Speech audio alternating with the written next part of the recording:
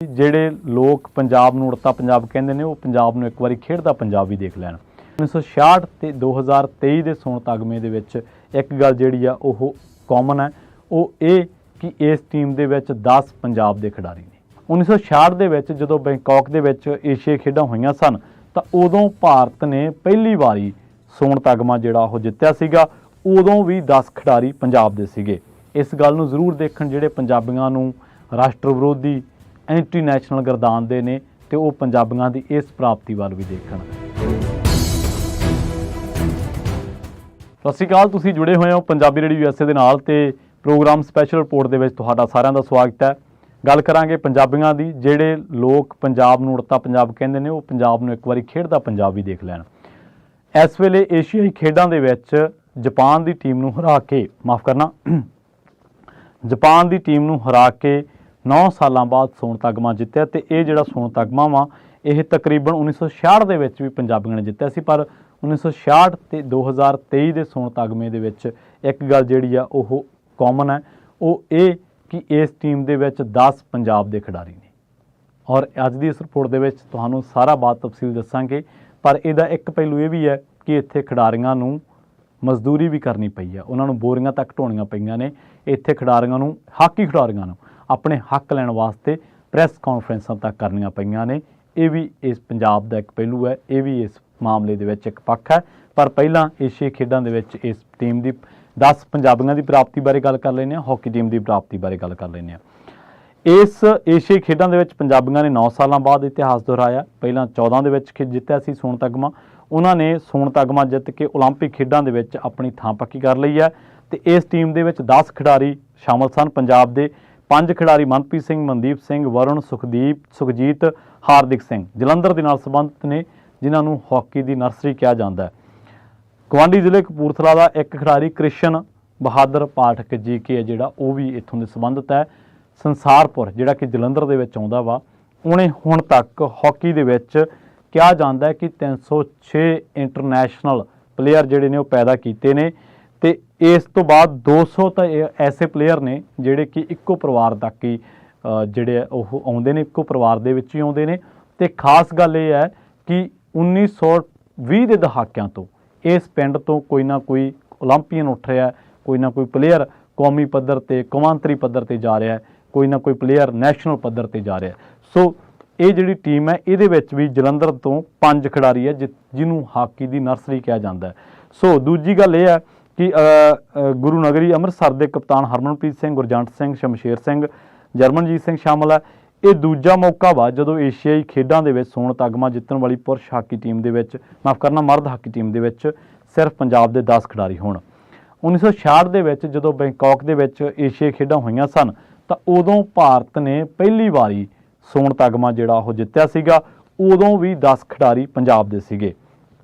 ਹੁਣ ਤੱਕ 1966, 1998 ਤੇ 2014 ਦੇ ਵਿੱਚ ਏਸ਼ੀਆਈ ਖੇਡਾਂ ਦੇ ਵਿੱਚ ਸੋਨ ਤਗਮਾ ਜਿਹੜਾ ਉਹ ਭਾਰਤੀ ਮਰਦ ਹਾਕੀ ਟੀਮ ਨੇ ਆਪਣੇ ਨਾਂ ਕੀਤਾ ਵਾ ਤੇ ਇਹ ਚੌਥਾ ਵਾ। 2023 ਦੇ ਵਿੱਚ ਹੁਣ ਕੁੱਲ 4 ਹੋ ਚੁੱਕੇ ਆ ਤੇ ਜਾਪਾਨ ਨੂੰ ਹਰਾ ਕੇ 5-1 ਦੇ ਨਾਲ ਇਹਨਾਂ ਨੇ ਇਹ ਜਿਹੜੀ ਪ੍ਰਾਪਤੀ ਹਾਸਲ ਕੀਤੀ ਹੈ ਤੇ ਪੈਰਿਸ ਓਲੰਪਿਕ 2024 ਦੇ ਲਈ ਆਪਣੀ ਜਗ੍ਹਾ ਜਿਹੜੀ ਉਹ ਪੱਕੀ ਕਰ ਲਈ ਹੈ ਤੇ ਫਾਈਨਲ ਜਿੱਤ ਕੇ ਓਲੰਪਿਕ ਲਈ ਵੀ ਕੁਆਲੀਫਾਈ ਕਰ ਲਿਆ ਵਾ। ਸੋ ਇਹ ਪ੍ਰਾਪਤੀ ਹੈ, ਇਸ ਪ੍ਰਾਪਤੀ ਲਈ ਜਿਹੜੇ ਪੰਜਾਬੀ ਖਿਡਾਰੀ ਨੇ ਜਾਂ ਪੂਰੀ ਹਾਕੀ ਟੀਮ ਹੈ ਉਹ ਵਧਾਈ ਦੀ ਪਾਤਰ ਹੈ। ਤੇ ਇੱਕ ਪਾਸੇ ਉਹ ਲੋਕ ਇਸ ਗੱਲ ਨੂੰ ਜ਼ਰੂਰ ਦੇਖਣ ਜਿਹੜੇ ਪੰਜਾਬੀਆਂ ਨੂੰ ਰਾਸ਼ਟਰ ਵਿਰੋਧੀ ਐਂਟੀ ਨੈਸ਼ਨਲ ਗਰਦਾਨਦੇ ਨੇ ਤੇ ਉਹ ਪੰਜਾਬੀਆਂ ਦੀ ਇਸ ਪ੍ਰਾਪਤੀ ਵੱਲ ਵੀ ਦੇਖਣ। ਆਪਾਂ ਲੰਘੇ ਦਿਨੀ ਚਰਚਾ ਕਰਕੇ ਹਟੇ ਹਾਂ ਕਿ ਸੰਗਰੂਰ ਜ਼ਿਲ੍ਹੇ ਦਾ ਸ਼ਾਜਲੀ ਪਿੰਡ ਦਾ ਇੱਕ ਨੌਜਵਾਨ ਜਿਹੜਾ ਕਿ 25-26 ਸਾਲ ਦੀ ਉਮਰ ਦਾ ਸੀਗਾ, ਉਹ ਬਾਰਡਰਾਂ 'ਤੇ ਸ਼ਹੀਦ ਹੋਇਆ। ਸਾਡੇ ਨੌਜਵਾਨਾਂ ਦੇ ਤਬੂਤ ਸਰਹੱਦਾਂ ਤੋਂ ਆਉਂਦੇ ਨੇ, ਸਾਡੇ ਮੁੰਡੇ ਮੈਦਾਨਾਂ ਦੇ ਵਿੱਚ ਹਾਕੀਆਂ ਚੱਕ ਕੇ ਖੇਡਦੇ ਨੇ, ਪਸੀਨਾ ਵਹਾਉਂਦੇ ਨੇ ਤੇ ਉਹ ਦੇਸ਼ ਦੇ ਲਈ ਮੈਡਲ ਜਿੱਤਦੇ ਨੇ। ਤੇ ਹਲੇ ਵੀ ਪੰਜਾਬ ਨੂੰ ਕੁਝ ਚੰਦ ਲੋਕਾਂ ਕਰਕੇ ਆਪਣੀ ਰਾਸ਼ਟਰ ਭਗਤੀ ਜਾਂ ਆਪਣੀ ਦੇਸ਼ ਭਗਤੀ ਜਾਂ ਦੇਸ਼ ਨੂੰ ਸਮਰਪਣ ਦੀ ਭਾਵਨਾ ਉਹ ਸਾਬਤ ਕਰਨੀ ਪੈਂਦੀ ਹੈ। ਹਜੇ ਵੀ ਪੰਜਾਬੀਆਂ ਦੀ ਇਸ ਭਾਵਨਾ ਦੀ ਟੈਸਟਿੰਗ ਚੱਲ ਰਹੀ ਹੈ ਔਰ ਤਰ੍ਹਾਂ ਦੇ ਨਾਲ ਗਲਤ ਤਰੀਕਿਆਂ ਦੇ ਨਾਲ ਟਰੋਲ ਕੀਤਾ ਜਾਂਦਾ ਹੈ। ਸਾਡੇ ਨੌਜਵਾਨ ਜਿਹੜੇ ਗਾਇਕ ਨੇ, ਮੁੰਡੇ ਨੇ ਗਾਉਣ ਵਾਲੇ, ਉਹਨਾਂ ਨੂੰ ਟਰੋਲ ਕੀਤਾ ਜਾਂਦਾ। ਇੱਥੇ ਜੇ ਸ਼ੁਭ ਪੰਜਾਬ ਦਾ ਨਕਸ਼ਾ ਸ਼ੇਅਰ ਕਰ ਦੇਵੇ ਜਾਂ ਲਾਈਟ ਦੀ, ਬਿਜਲੀ ਦੀ ਗੱਲ ਕਰ ਦੇਵੇ ਤਾਂ ਉਹਨੂੰ ਐਂਟੀ ਨੈਸ਼ਨਲ ਕਿਹਾ ਜਾਂਦਾ। ਇੱਥੇ ਜੇ ਇੱਕ ਖਿਡਾਰੀ ਹੈ, ਉਹਦਾ ਨਾਮ ਹੈ ਹਰਮਨਜੀਤ ਸ਼ਾਇਦ ਹਰਮਨਦੀਪ ਹੈ, ਉਹ ਪਿਛਲੇ ਦਿਨੀ ਤੋਂ ਕੈਚ ਛੁੱਟ ਗਿਆ ਵਾ ਇੱਕ ਮੈਚ ਦੇ ਵਿੱਚ, ਤਾਂ ਉਹਨੂੰ ਪਤਾ ਨਹੀਂ ਕੀ ਕੁਛ ਕਿਹਾ ਗਿਆ, ਗੰਦਾ ਮੰਦਾ ਪਤਾ ਨਹੀਂ ਕੀ ਕੁਛ ਬੋਲਿਆ ਗਿਆ ਵਾ। ਇੱਥੇ ਸਿੱਧੂ ਮੂਸੇਵਾਲੇ ਦਾ ਗਾਣਾ SYL ਸਿਰਫ ਇਸ ਕਰਕੇ ਚੱਕ ਦਿੱਤਾ ਜਾਂਦਾ ਕਿਉਂਕਿ ਉਹ ਬਲਵਿੰਦਰ ਜਟਾਣੇ ਦੀ ਗੱਲ ਕਰਦਾ ਵਾ।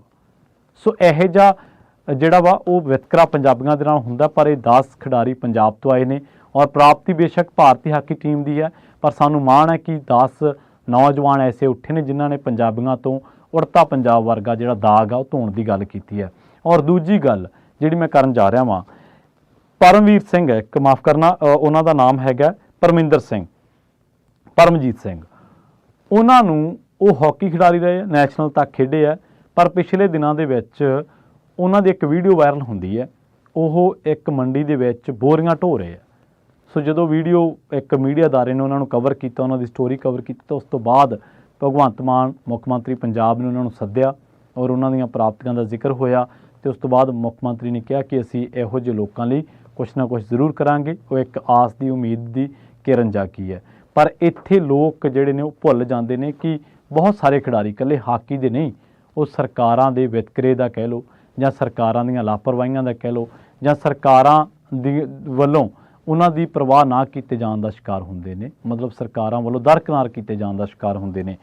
ਤੁਹਾਨੂੰ ਯਾਦ ਹੋਣਾ ਸਟੋਰੀ ਇੱਕ ਇੰਗਲਿਸ਼ ਟ੍ਰਿਬਿਊਨ ਦੇ ਵਿੱਚ ਛਪੀ ਸੀ 24 ਅਗਸਤ 2022 ਨੂੰ। ਉਹਦੇ ਵਿੱਚ ਹਾਕੀ ਖਿਡਾਰੀਆਂ ਨੇ ਇਹ ਦੋਸ਼ ਲਾਇਆ ਸੀਗਾ ਕਿ ਉਹਨਾਂ ਦੀ ਗੱਲ ਨਹੀਂ ਸੁਣੀ ਜਾਂਦੀ ਪੰਜਾਬ ਸਰਕਾਰ ਵੱਲੋਂ, ਤੇ ਪੰਜਾਬ ਸਰਕਾਰ ਤੇ ਸਵਾਲ ਖੜੇ ਕੀਤੇ ਸੀਗੇ ਤੇ ਨੌਕਰੀ ਦੇਣ ਦੀ ਗੱਲ ਕਹੀ ਗਈ ਸੀਗੀ। ਤੇ ਇਹ ਸਟੋਰੀ ਦਾ ਟਾਈਟਲ ਵੀ ਤੁਹਾਨੂੰ ਮੈਂ ਦੱਸ ਦੇਣਾ, ਜੇਕਰ ਤੁਸੀਂ ਗੂਗਲ ਤੇ ਸਰਚ ਕਰੋਗੇ, year on Indian hockey players await government jobs, Olympian Hardik says met CM 3 months ago but no response. ਉਹ ਕਹਿੰਦੇ ਕਿ ਹਾਰਦਿਕ ਓਲੰਪੀਅਨ ਨੇ ਸਾਨੂੰ ਇਹ ਗੱਲ ਦੱਸੀ ਹੈ ਪ੍ਰੈਸ ਕਾਨਫਰੰਸ ਦੇ ਵਿੱਚ ਕਿ ਅਸੀਂ 3 ਮਹੀਨੇ ਪਹਿਲਾਂ ਮੁੱਖ ਮੰਤਰੀ ਸਾਹਿਬ ਨੂੰ ਮਿਲੇ ਸਾਂ, ਪਰ ਉਹਨਾਂ ਤੋਂ ਉਸ ਤੋਂ ਬਾਅਦ ਕੋਈ ਰਿਸਪੌਂਸ ਨਹੀਂ ਆਇਆ। ਸੋ ਹਾਕੀ ਖਿਡਾਰੀਆਂ ਦੇ ਨਾਲ ਇਹੋ ਜਿਹੀ ਹੋਣੀ ਵੀ ਹੁੰਦੀ ਹੈ, ਪਰ ਇਹ ਖਿਡਾਰੀ ਸਾਡਾ ਸਰਮਾਇਆ ਨੇ, ਇਹ ਖਿਡਾਰੀ ਸਾਡੇ ਪੰਜਾਬ ਦੀ ਸ਼ਾਨ ਨੇ, ਭਾਰਤ ਦੀ ਸ਼ਾਨ ਨੇ, ਤੇ ਇਹਨਾਂ ਦੀਆਂ ਉਪਲਬਧੀਆਂ ਤੇ ਸਾਨੂੰ ਸਾਰਿਆਂ ਨੂੰ ਮਾਣ ਕਰਨਾ ਚਾਹੀਦਾ ਹੈ। ਪਰ ਇਹ ਲਗਾਤਾਰ ਮੈਦਾਨਾਂ ਦੇ ਵਿੱਚ ਇਸੇ ਤਰ੍ਹਾਂ ਧੁੰਮਾਂ ਪਾਉਂਦੇ ਰਹਿਣ, ਇਹ ਮੈਦਾਨਾਂ ਦੇ ਵਿੱਚ ਪ੍ਰਾਪਤੀਆਂ ਹਾਸਲ ਕਰਦੇ ਰਹਿਣ ਤੇ ਸਾਡੇ ਦੇਸ਼ ਪੰਜਾਬ ਦਾ ਨਾਂ ਰੋਸ਼ਨ ਕਰਦੇ ਰਹਿਣ। ਇਸ ਕਰਕੇ ਸਾਨੂੰ ਇਹਨਾਂ ਦਾ ਬਣਦਾ ਹੱਕ ਹਕੂਕ, ਬਣਦਾ ਮਾਣ ਸਨਮਾਨ ਵੀ, ਭਾਵੇਂ ਉਹ ਨੌਕਰੀਆਂ ਦੇ ਰੂਪ ਦੇ ਵਿੱਚ ਹੈ, ਭਾਵੇਂ ਉਹ ਆਰਥਿਕ ਤੌਰ ਤੇ ਇਹਨਾਂ ਦੀ ਮਦਦ ਦੇ ਰੂਪ ਦੇ ਵਿੱਚ ਹੈ, ਉਹ ਕਰਨਾ ਜ਼ਰੂਰ ਚਾਹੀਦਾ। ਸੋ ਇੱਕ ਵਾਰ ਫਿਰ ਤੋਂ ਸੰਸਾਰਪੁਰ, ਜਲੰਧਰ, ਪੰਜਾਬ ਹਾਕੀ ਦਾ ਇਤਿਹਾਸ ਦੀ ਚਰਚਾ ਫਿਰ ਤੋਂ ਚੱਲੀ ਹੈ, ਕਿਉਂਕਿ ਇਸ ਮਾਣਮੱਤੀ ਪ੍ਰਾਪਤੀ ਦੇ ਵਿੱਚ 10 ਖਿਡਾਰੀ ਪੰਜਾਬ ਦੇ ਸਨ ਜਿਨ੍ਹਾਂ ਦੇ ਮੈਂ ਨਾਂ ਲੈ ਚੁੱਕਿਆ ਵਾਂ। ਸੋ ਇਸ ਸਾਰੀ ਟੀਮ ਨੂੰ ਬਹੁਤ-ਬਹੁਤ ਵਧਾਈ, ਮੁਬਾਰਕਬਾਦ, ਤੇ ਅਸੀਂ ਉਮੀਦ ਕਰਦੇ ਹਾਂ ਕਿ ਓਲੰਪਿਕ ਦੇ ਵਿੱਚ ਵੀ ਇਹਨਾਂ ਦਾ ਜਿਹੜਾ ਇਹ ਸ਼ਾਨਦਾਰ ਪ੍ਰਦਰਸ਼ਨ ਹੈ ਇਹ ਜਾਰੀ ਰਹੇਗਾ। ਬਹੁਤ-ਬਹੁਤ ਧੰਨਵਾਦ।